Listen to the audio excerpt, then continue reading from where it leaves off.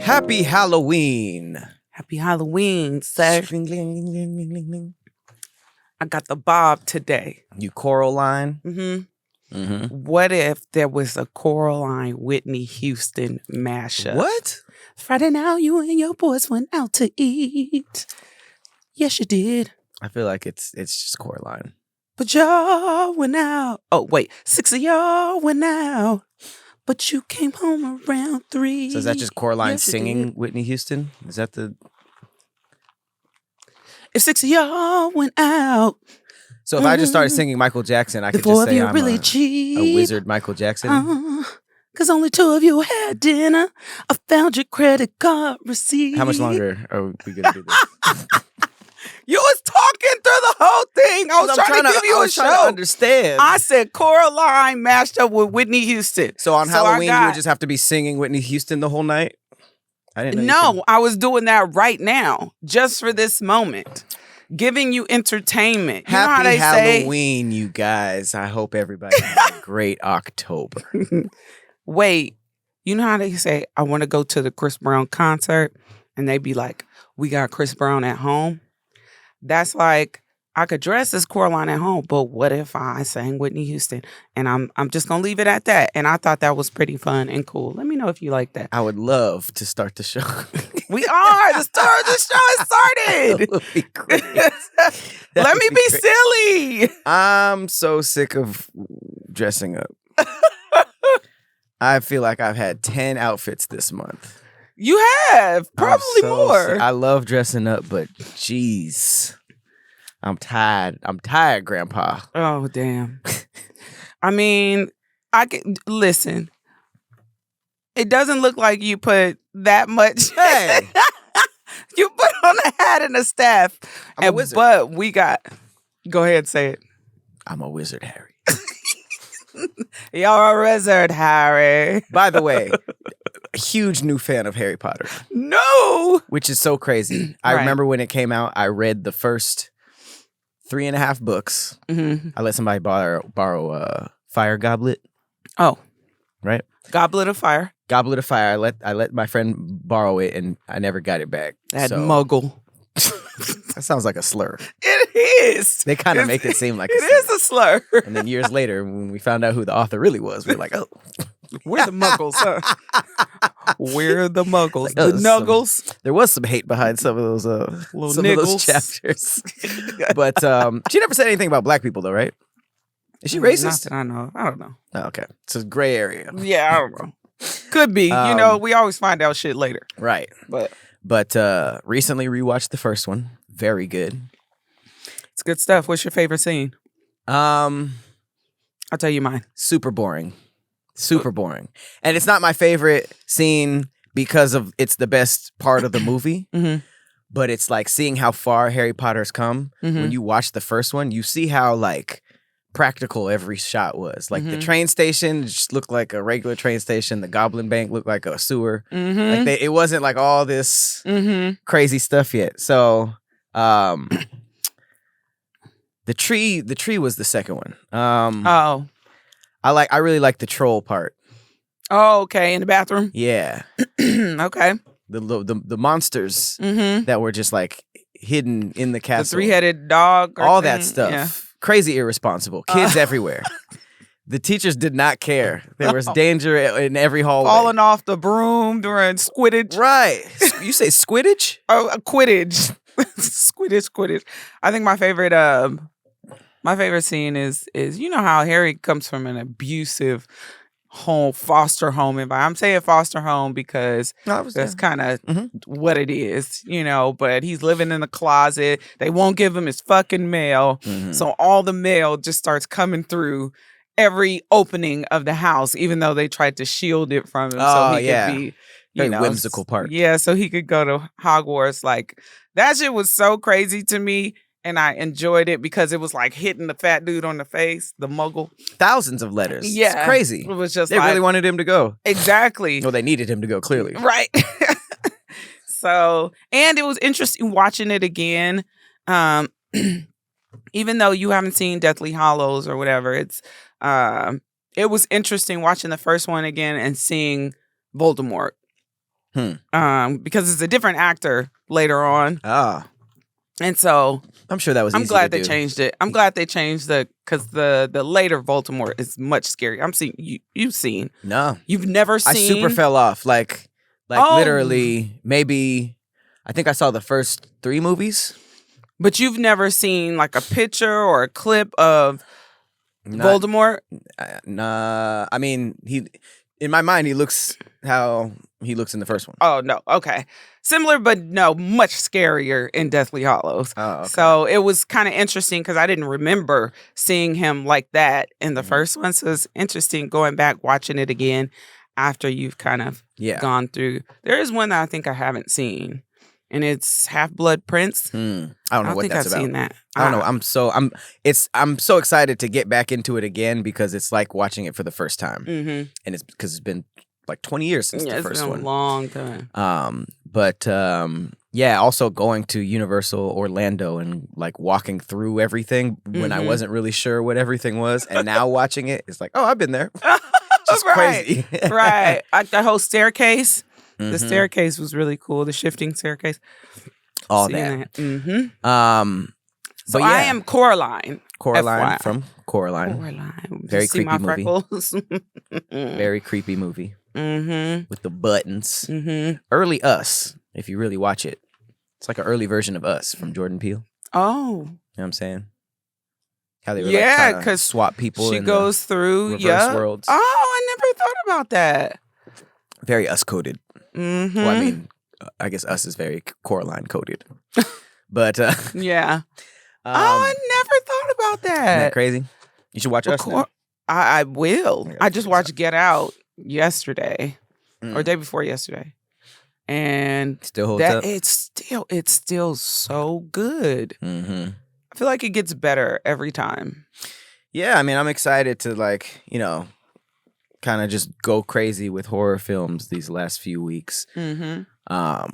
Speaking of which, since it is to you guys the last week of October, Halloween week, this is gonna be a spooky episode. Okay, we're gonna spam a whole bunch of interesting, quick Halloween facts, and then we're gonna do a couple of Halloween threads. You know, I was thinking about getting back to 2 threads per episode. Yeah, you know what I'm saying? Let's do it. When we started, we was trading threads off. Then it became 1 thread. I got something for you. I got something for you. You got a threadical? I do. I got a couple of quick ones. Okay. So you want to start with some Halloween factuals? Okay. Yeah. What you want? Would you want me to go first? Yeah, go ahead. All right. Well, how about this? Let's start with this. Cabbage was thought to have magical powers on Halloween. Halloween specifically. Cabbage. Little known vegetable fact. In the 1800s, news stories record that cabbages were used for pranks and divinations. Just what occult power a cabbage possesses has never been defined. What? But certain it is that these plants usually have a rough time on Halloween. That's crazy. So they were using them for pranks and what's a divination? Isn't that religious?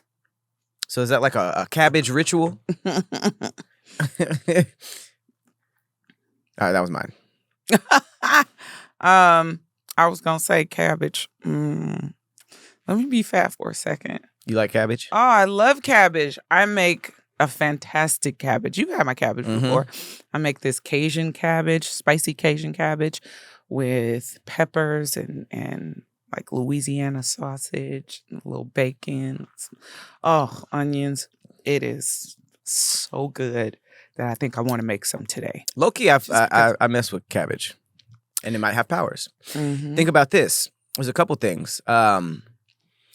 I guess it was common superstition in Halloween. It was a common superstition on Halloween, especially in like Ireland, Scotland, and Wales, where kale leeks were also substituted for cabbage. And if the cabbage had a lot of dirt clinging to its roots, it was said that you were going to get a wealthy husband. Wow. What is the correlation? I don't know. It says young woman would go to a field at midnight and pull up the first cabbage they found. I'm out here. And then be like, listen, I'm about to get me a rich white man. Because I pulled the right cabbage out.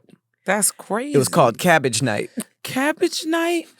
Do you eat the cabbage or do you just pull it up and throw it away? Like, I mean, I'm sure they doing? I mean, because, it's poverty. But you looking at the roots of cabbage to get a rich save it. I'm saying, though, if that's how you want to get a rich husband, I'm sure the ends aren't being met. So. That's insane. I wonder if niggas was hanging around cabbage patches trying to pick up girls. Right. On Cabbage Night? Yeah. It's like ladies' night. Probably hiding behind the trees. You going to Cabbage Night? Who pick what? Get a bunch of desperate poor women. And back then everybody knew everybody in the town, right? So you could go and low key see who picked what and be like. Right. And be like, oh, there wasn't no dirt on hers, so. If he ain't got no money. I got a chance. Damn. Broke boys winning. It also said it was a time for pulling pranks. Cabbage Night was a time for pulling pranks on neighbors. And it says that Detroit even does a version of it too. Detroit is so random. Right. But I guess they just threw cabbages at people. Threw them? Mm-hmm. Cabbages are big and hard. Right. Can you imagine getting hit in the head with a cabbage from a distance? I mean, on Cabbage Night, that's kind of crazy. I shouldn't have left the house. What if you throw the cabbages at broke boys? Get out of here. What are you doing? Okay, here's the divination practice. It says you have to hang up a cabbage stump over your door, and the first person of the opposite sex that comes in is the one you marry. So Absolutely not. That's how they was getting the hoes on Cabbage Night. I'm not going. Look, I'm skipping Cabbage Night this year. Is it only one night? It's for Halloween. Year? Yeah. Oh. Mm-mm. See, imagine somebody sees you hanging it up and then they jump through the door. Right. Or niggas is camped out. Don't camp my shit. Damn. That would be crazy if niggas was rushing to get to the door. And it's unlocked too? What? Oh. Well, I'm sure it was locked. Probably not. Niggas wasn't locking doors back then. Damn. All right. Enough cabbage facts. What you got? I really enjoyed that. Trick-or-treating began as souling. Okay. During the Celtic festival of Samhain. Yeah. It was customary for poor children to go door to door begging for food and money. Business Insider explains that in exchange for their generosity, children were offered to pray for the souls of their recently lost loved ones. Hence how this activity got the name souling. So trick-or-treating was begging for... That makes sense. Because we still do it today. Can I have some treats? Is there anything that we haven't taken from tragedy? Is there anything that has some lighthearted roots? It's even it really doesn't sound it doesn't sound like it. Think about Valentine's Day. We went over that. Yeah. Which is crazy. Seems like everything starts in even stuff like Disney princess stories and stuff. Just dark beginnings. Wait till you go down the rabbit hole of Snow White. Man. You know her original age was supposed to be 7. And the prince is 30. Well, they're not even real people. The author just did that. Right, that's what I'm saying. The author had some dark choice to do that. It's some dark, because it's the original age was 7, and then in the first cartoon she was said to be 13, but the prince was still 30. And it's come on, y'all, what the fuck are we doing? And then you think about all the Disney princesses, they're 16, they're teenage girls. I just assumed the kid, because they're called prince, they're princes, so I just thought they were kids too. Not all of them. And the dwarves were at least 45. Look at Belle and look at Gaston. Gaston looked like he was 37. That's true. And the Beast, how old was that? I mean, That's it whole was already bestiality, so I wasn't worried about the age of consent. It was just it started weird. Yeah, you got to kind of keep some of that stuff at surface level, because once you start looking into it, it's like, damn, Jesus this Christ. is a little. Oof. So Snow White was the one who she wasn't woken up with a kiss. Mm-hmm. She was? She was poisoned by the apple. Oh. I think all of them kind of have that little story. Just wake up with a kiss. Yeah. Who's kissing sleep women? You don't even know if she's alive. Do they check for a pulse first? Mm-mm. They just go in there and kiss a dead bitch. Ooh. Who's this? Little Ed Gein walking in. Jesus. Ah. Don't get me started on them weird dwarves. For sure was it Listen. young. Them niggas had full white beards. No, yeah. Listen. We gonna go down the rabbit hole. And it ain't a... They were just helpful, right? They were just helping around. No? Let's go down the rabbit hole. Okay. Moving right along. It's crazy. It's a crazy story. The imaginations, you know. We were just talking about that with Harry Potter.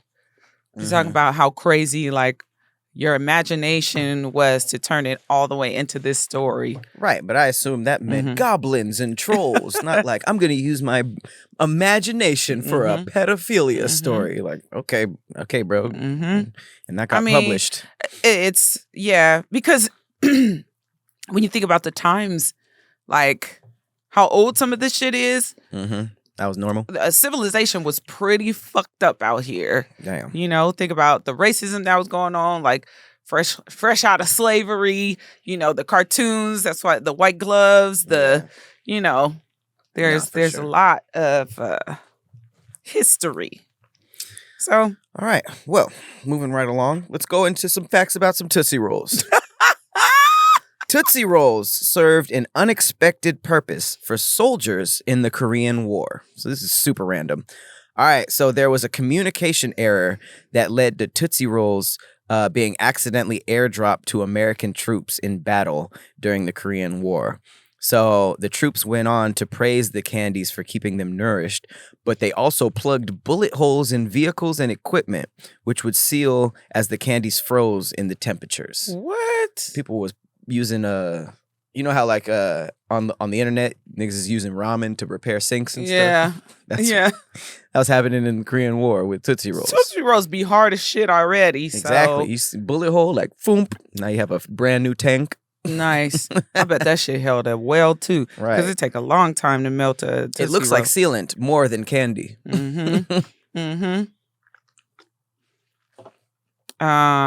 Okay. Bobbing for apples has its roots in fortune telling. Bobbing for apples is the most disgusting thing I think that I've ever participated in. Even as a preschooler, child. I was like, so I was just in there and a lot of spit came out. Yeah. So I went 7th.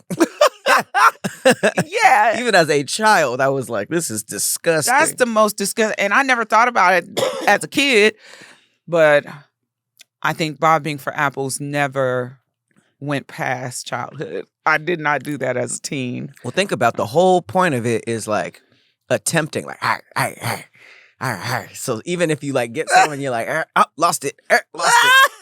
That happened to everyone before you. That's disgusting. Hair coming out. Ugh. Oh, that's so nasty.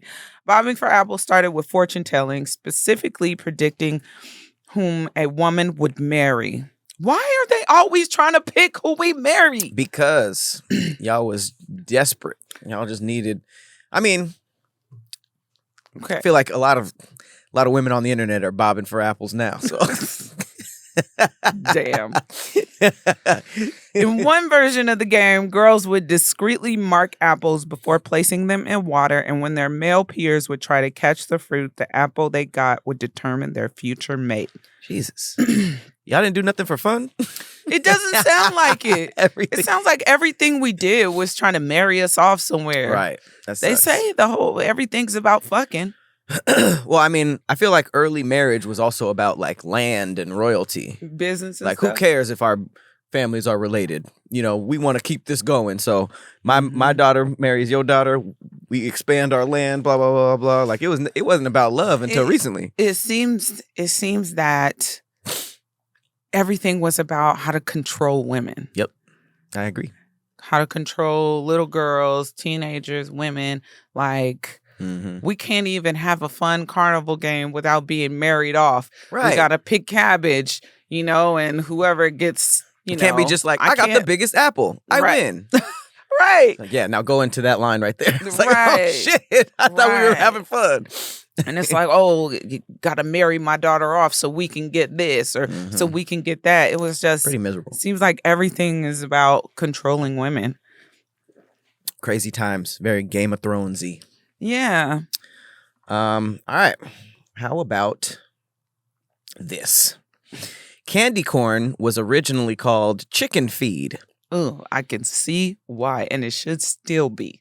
No, it looks exactly like it now that I look at it. Well, I mean, corn. I guess candy corn first appeared on the market around the 1800s, a time when about half of the American workforce was made up of farmers. Because of this, candies were often made into agricultural shapes, such as chicken feed, which we now think of as corn-shaped.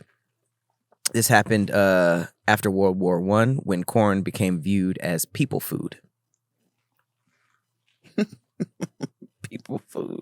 Damn, so it was, I guess, just considered for chickens first. So I guess when candy corn first dropped, corn was really only chicken food. And then after World War I, we were like, let me get some of that. We could eat that. That's crazy. That's crazy. Candy corn is the worst. The only cool thing about candy corn is you can stack them and then it'll look like a corn on the cob. How we found out about certain things that we eat today is kind of crazy.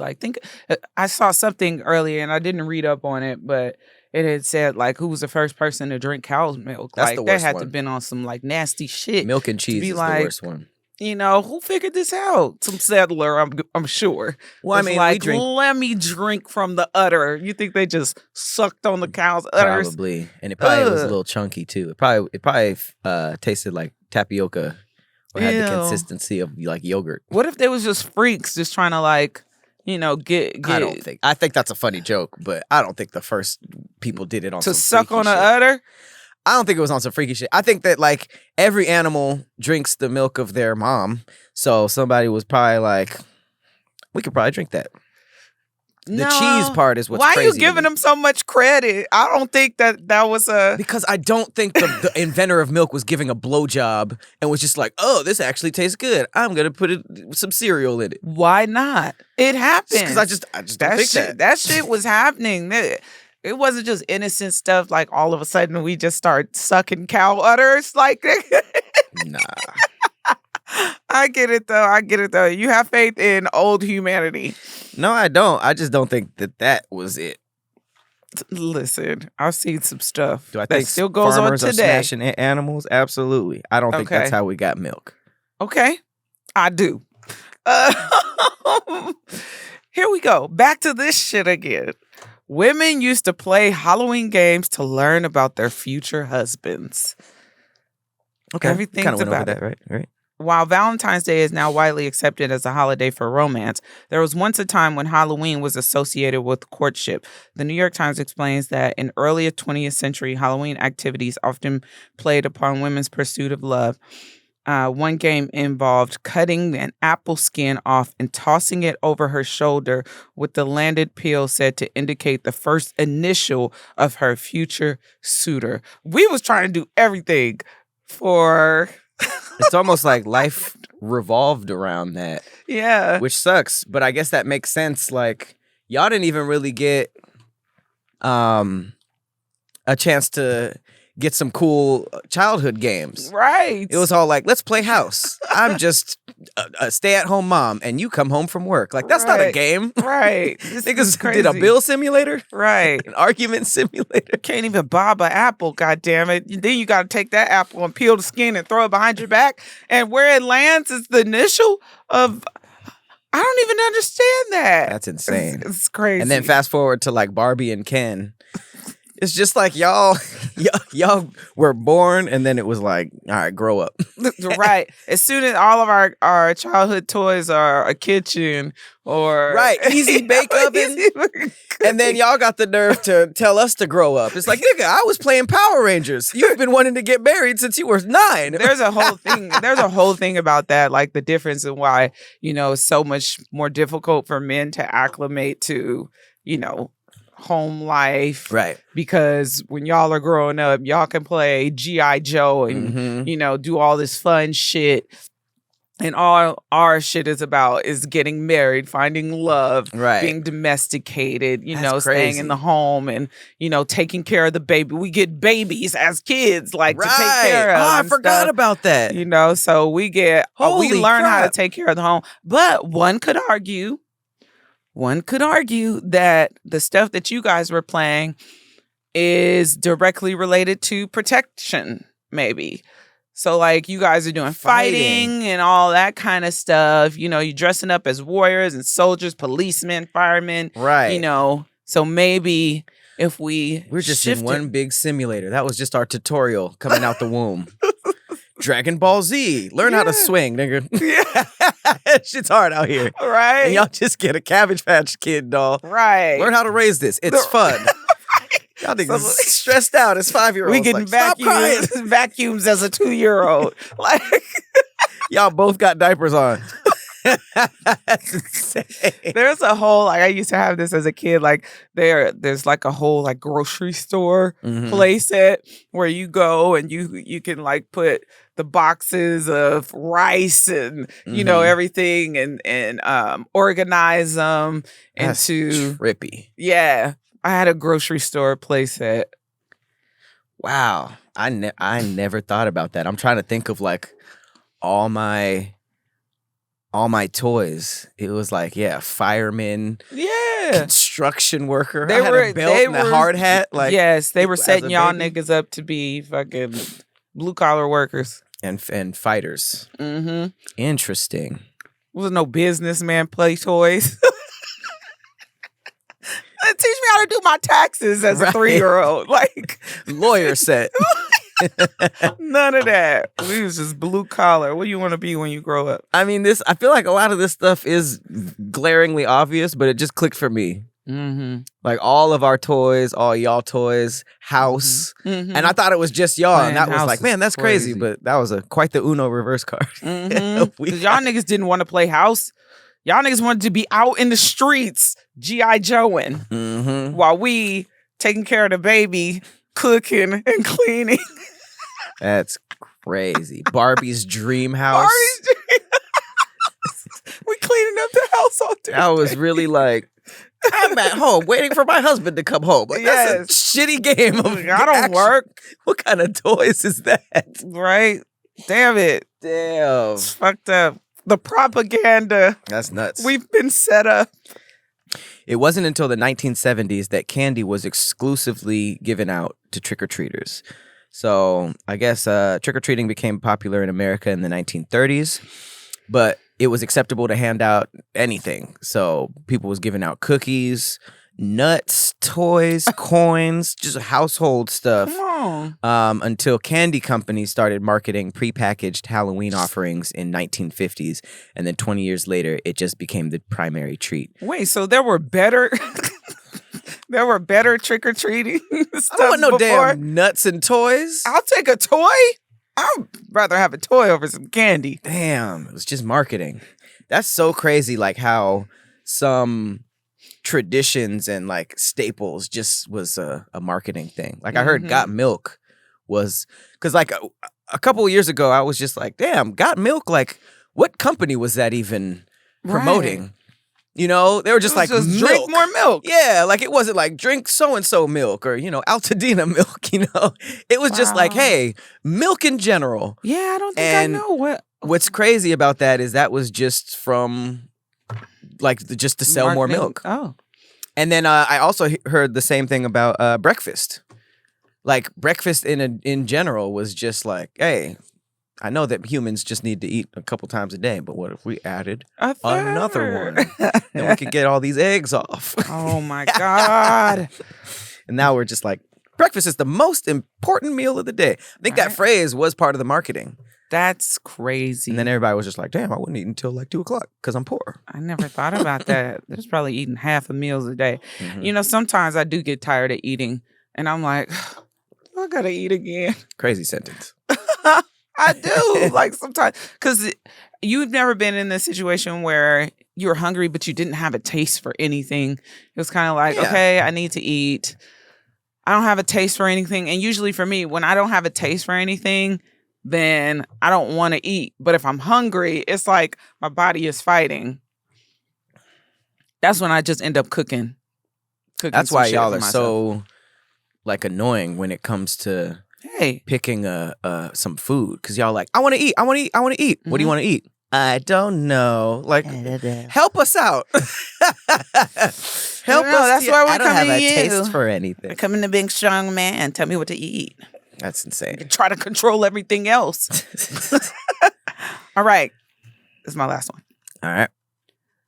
I didn't know this, and you probably do, but I don't know. This is very interesting. The Michael Myers mask in Halloween is the face of a well-known celebrity. I know who. That's crazy. And I love this celebrity, too. He's so funny. Mm-hmm. The iconic costume from the 1978 film is nothing short of terrifying, but its backstory is pretty amusing. The New York Times revealed that the film's production designer, Tommy Lee Wallace, found a mask of William Shatner as Captain Kirk in Star Trek and was completely inspired.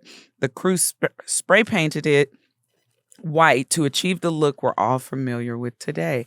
I did not know that was William Shatner. I know you can do that. I wonder if he gets like a percentage. I would hope so. It's his face. That's also scary as hell for William Shatner. But is it your face once you like deviate from it? I would think so. Like if you got a Patrick Cloud mask and took out every dread but one and then cut out my eyeballs and made me buck teeth, you just used the base to make something else. Well, this looks like if I skinned your face and put it on top of mine. They did something to the hair. Listen. Not William Shatner's I don't hair know. don't look like that. Well, Captain Kirk, he was kind of like... It was like shit was back. They did some weird stuff to it. But, I mean, that's, first of all, insanely lazy. Like, how did this whole movie happen and they had no plans for what the dude looked like? Like, do you think he was like... William Shatner was like... It kind of looked like me. Or he was like, hey... I wonder if he saw. No one told him, and he saw the movie in theaters and was like, "You look familiar." That's some scary shit. Damn, William Shatner. Also, who was selling William Shatner skin masks so that you can dress up as Captain Kirk? Like, just sell this shirt, right? Because I don't see how that ever would have worked as William Shatner, right? But now that I look at it, it looks like him. Old William Shatner, not young. But rubber masks are like, I just don't get it unless you're doing like The Nun and it's supposed to look weird. Oof. But like, imagine dressing up as like Morgan Freeman and the costume you get is a suit and then Morgan Freeman's skin mask. Like, that's not going to look right any way you cut it. Right. Damn. That's crazy. All right. Let's spam some Halloween Grizzly Tales. Quick reminder that Grizzly Tales is coming back. Mm-hmm. That is a very fun show we used to do where we're just kind of talking about true crime and all the horrible things that humans can do out there. So if you haven't caught up, we have been doing this all October. Yep. Just to like kind of like roll out the Grizzly Tales coming back. Warm you up a little bit. Just to let us know if you enjoy these Grizzly Tales. And we will give you guys some more. But next week, I guess we're back to the threads, right? Mm-hmm. So I couldn't go this Halloween without talking about a serial killer that I've never heard of. So that's what my thread is going to be about. New, brand spanking new.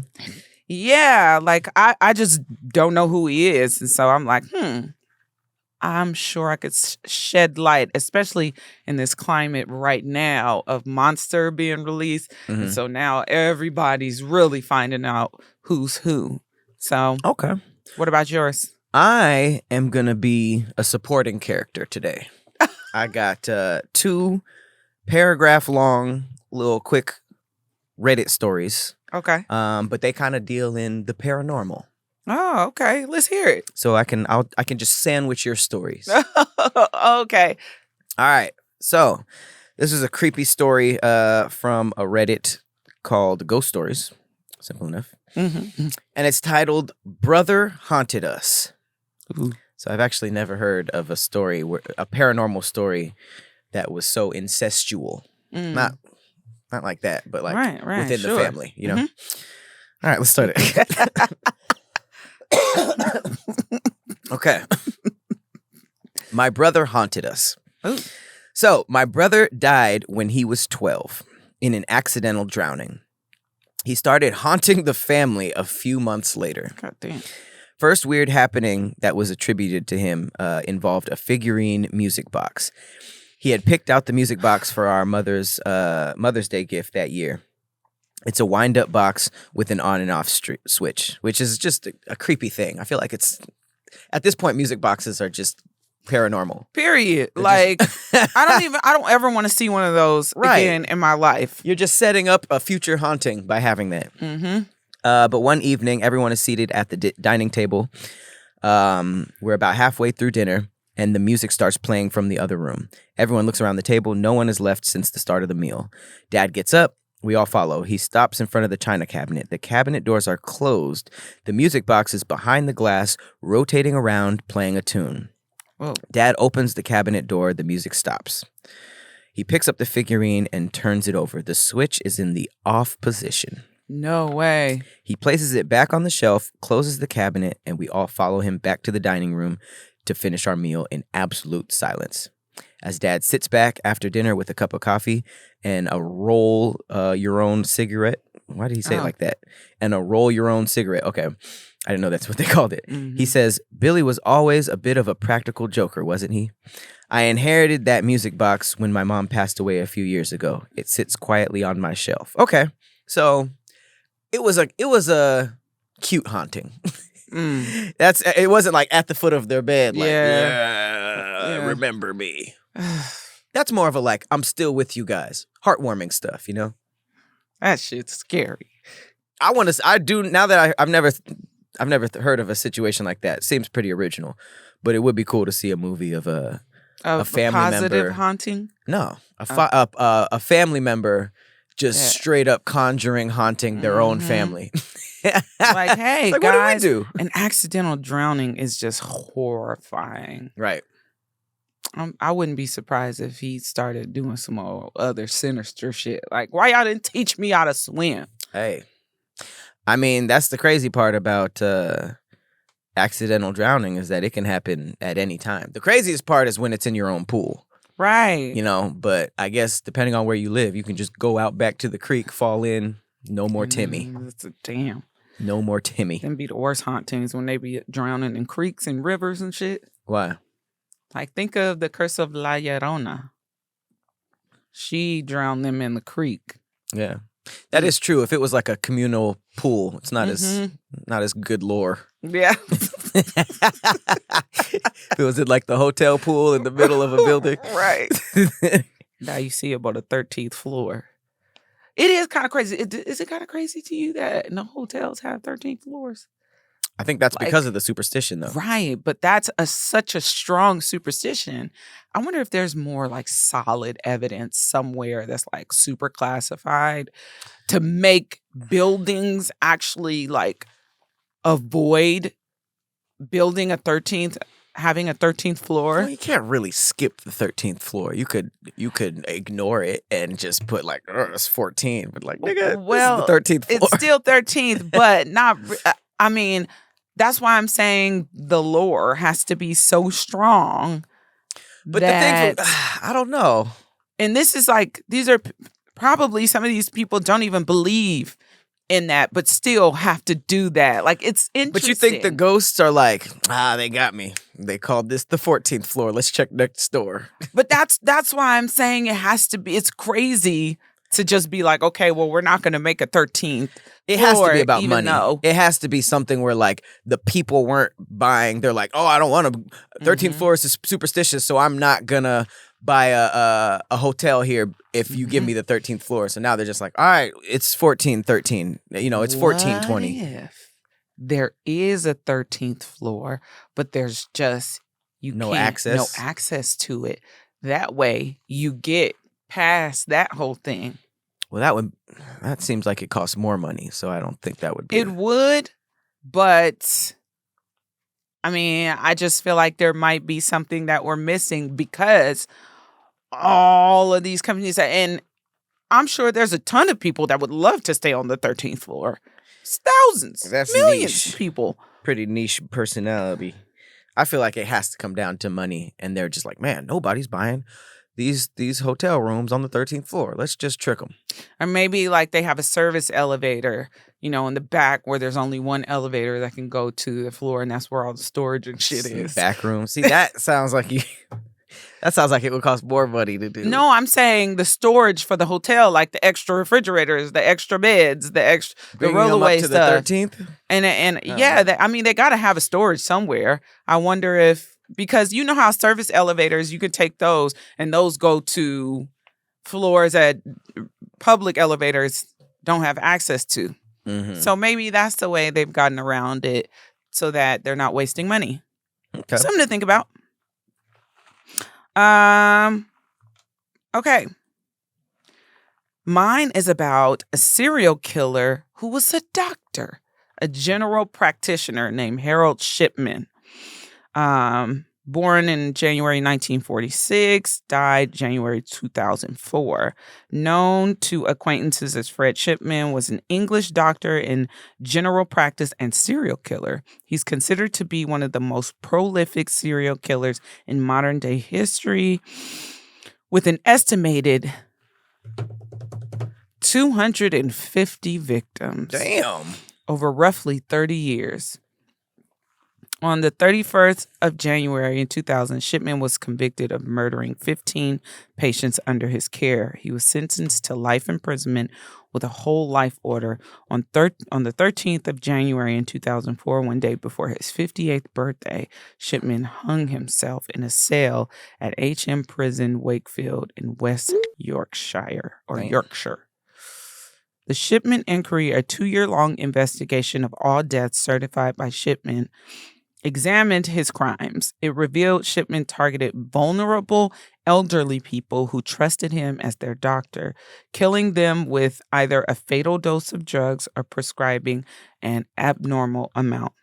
As of 2025, Shipman, who has been nicknamed Dr. Death and the Angel of Death, is the only British doctor to have been convicted of murdering patients, although other doctors have been acquitted of similar crimes or convicted of lesser charges. Shipman's case has often been compared to that of Dr.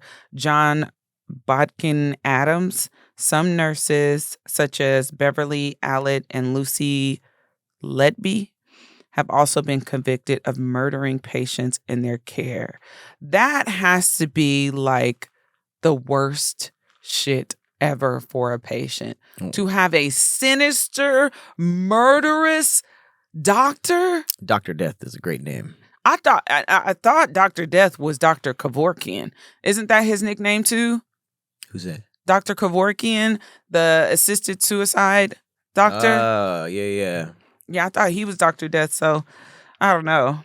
This says in March 1998, Linda Reynolds, a general practitioner at the Brook Surgery in Hyde, expressed concerns to John Pollard, the coroner for the South Manchester district, about the high death rate among Shipman's patients.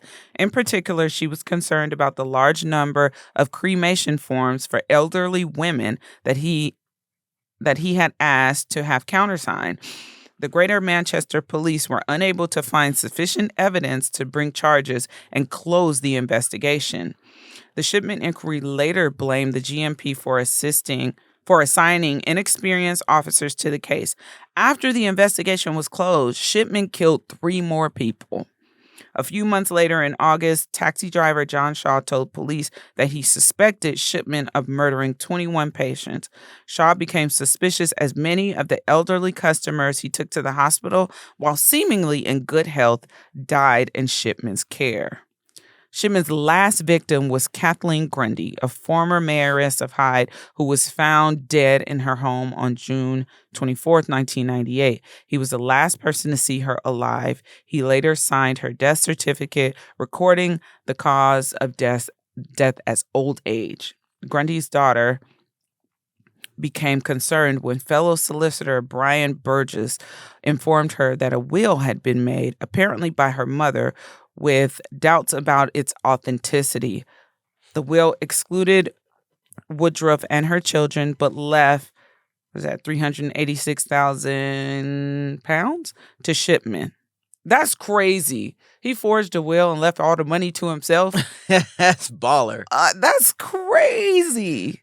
And I guess they found heroin in her body when her body was exhumed. Yeah, because they used to treat pain control and terminal cancer patients with heroin. Really? Yeah. Okay, that makes sense. I feel like a lot of hard drugs went through medicine legally first, and then it was just like, oof. Yeah. This wasn't a good idea. That's tough. I think that all the serial killer shows that I've ever watched, they at some point have the doctor. Mm-hmm. And I think that that's, like you said, like probably one of the scariest occupations that a psychopath can have, because it's like they have skill and access to so much that can make the killing easier and covered up. Yep. Think about anesthesiologists. Oh, right. Yeah, you know, a murderous anesthesiologist or surgeon. Yeah, who did we just go over? Oh, we went over a doctor who was obsessed with cutting limbs off. He cut his own. Yeah, he ended up cutting his own. But that, and then, you know, from what I studied about serial killers, it's more likely that women use poison to kill people versus men. You know, so when you see it, that it's easier, I guess, you know. But to have a doctor, think about it, that's your most vulnerable state to be in, to need a doctor. Yeah. And then they went out hiding a motherfucker, though. I'm on heroin. Right. And I bet you that shit was pure as fuck back then, too. Yeah. I know, right? Because there's no reason to step on it. Damn. They was getting cooked. Sheesh. But 250 people is insane. That's, I mean, like, some of our worst American serial killers be like 10, 15, right? Like Dahmer? Yeah, 250 is an insane amount. And not get, like, after the 50th one, nobody was like, this is weird. Right? It's like, I guess they just, because being a doctor is held at such high esteem, that thinking of a murderous doctor wasn't even a thing. Yeah, you people know? like associated crime with like poor people and minorities and like people that they thought were like scum, right? Not knowing that it was like a mental condition that can happen with anybody. And it's like, how can you, back then at least, how can you argue with a doctor? Like, you don't know what you're talking about, right? You know, I know what I'm talking about. I studied this. This is what I do for a living, and she had no chance. You know. But after you see a pattern, I mean, 5 people is like, you know, so for him to be trusted to get up to, you know, I wonder if there was some privilege there too, you know. I feel like if I was a serial killer, I would just become an assassin or something. Think about that. Like, we never think of like the assassins as the serial killers, but it's like, yeah, just get paid for your work. Doesn't have to be somebody random. Just, you know, get clients. Or get a vet. Be a vet. I have this thought about that there's a profession for everybody, almost no matter how sick you are. Okay, I'm afraid to ask. I'm afraid to. Well, you already kind of went there. A vet, right? Okay. Like, if you're the one in charge of putting the animal down, you know, if that's your thing, and that has to happen. Like I get to kill like 5 cats a day. Exactly. You get to do it, but then there's an aspect of that stuff that's, I'm not supposed to be doing that, which kind of fuels it. The the feeling of getting away with something. So maybe that wouldn't work for them because it's like, I get off on this stuff, but do I get off on it if I'm supposed to do it?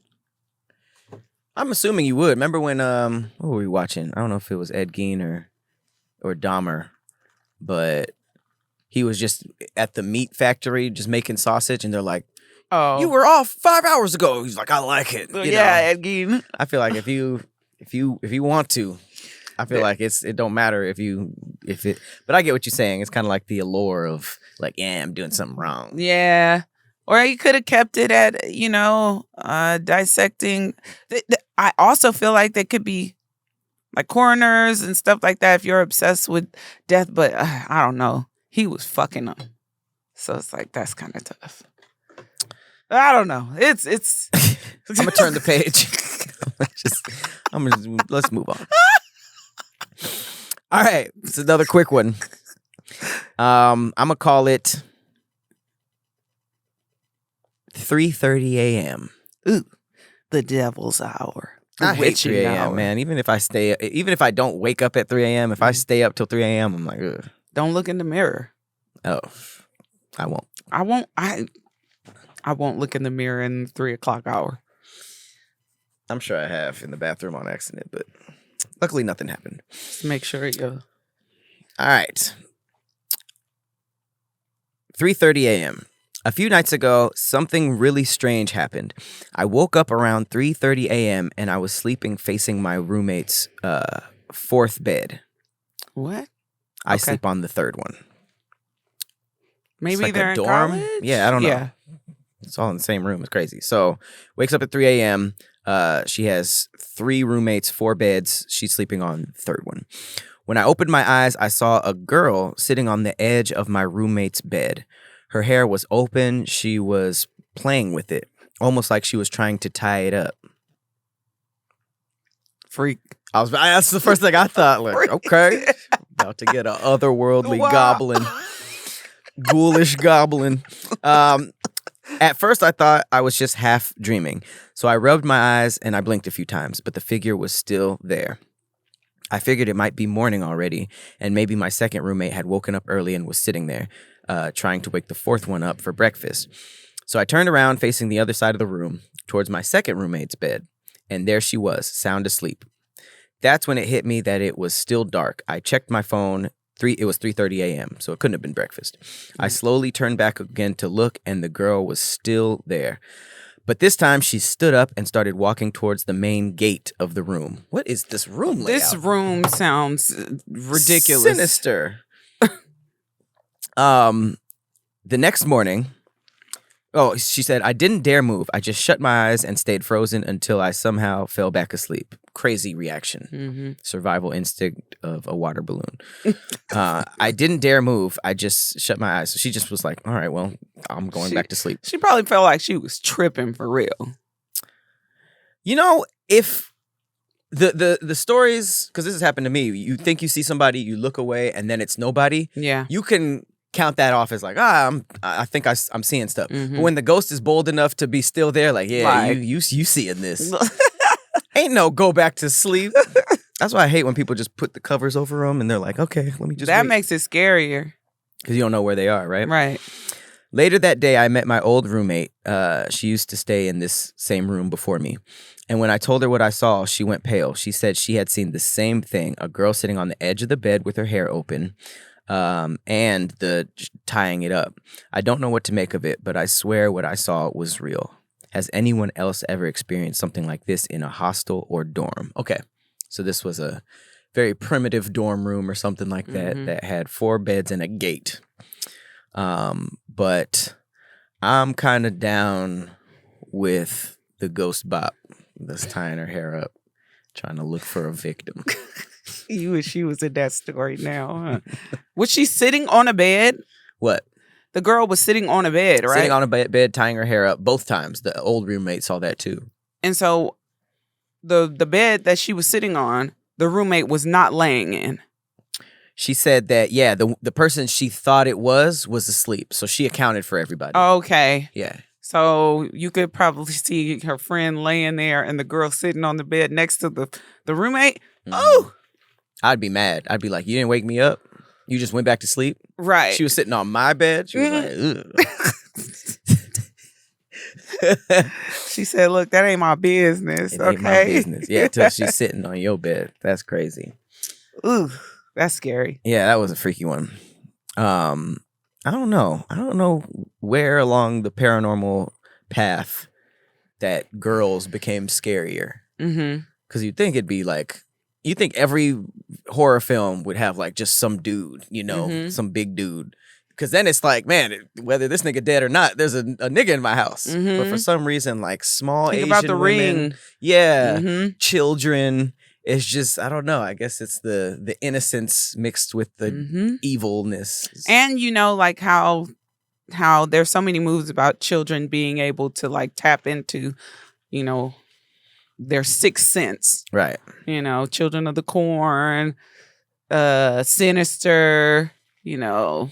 I get that. Pretty much in every horror movie, you know, kids are able to see some kids and dogs and animals. But those are alive kids and dogs. They're like, man, I'm a kid and there's something weird. And then you see them drawing and you see like some crazy monster. That's scary. But somewhere along the line, like the actual ghost being a kid has gotten freakier and freakier. I just saw an Instagram post of this guy who said his little sister like drew a picture and she has like imaginary friends. One was named Margaret and the other was named something else. And it showed like she drew a picture. It was a kid picture of him like dead in the picture, like with X's over his eyes. And then, you know, I forgot the name. I'm just gonna call him Edmund. The main imaginary friend, he's like, he doesn't like you. He was asking her like, who is this? And she's like, oh, Margaret and the other one, they don't like you. So he's like X'd out of the picture. And I'm like, oh my God. I'm getting a babysitter for a week straight and I'm leaving town. And I'm going to just check in with the kid every now and then. How's everything? Did your imaginary friend kill everybody in the house yet? Nope. Right. And then the parents knew about it. She's like, "Oh yeah, he doesn't like you." Nah, that's funny. Nah, it baffles me that people brush that off like it's just his imaginary friends. Nope. I watch way too many horror films. Like we moving. Nah, for real. We for sure moving. That would be the name of my first horror films. We moving. We moving. Yeah. Why not? Right. Listen, guys, we appreciate you guys for hanging out with us all October. This has been a whole month of costumes. I'm so glad this is over. A whole bunch of costumes, a whole bunch of, it was very fun. A whole bunch of costumes, a whole bunch of Grizzly Tales. If you are excited about Grizzly Tales coming back, just stay tuned. We want to expand the programming and give you guys that back. Also, your boy, come on. You see it. You see the wizard fit. Head on over to protectyourlight.com. It's still October. You know what I'm saying? Get you a cloudy witch shirt. And if you see me in November, that just means it didn't sell out. That means I still got some. Anything you got coming out? Check out my new little show called Fetish Adventures. Yeah. I'm going around doing all kind of stuff that people think I can't. And sometimes I can't. But I do my best. I try. So I hope you guys saw my episode of rock climbing. I'm not sure what the next one will be. Or do I? So check it out. Sinister. All right, you guys. Thank you guys so much for watching. Be safe out there this Halloween, and we will see you guys in November. Bye, guys. Bye.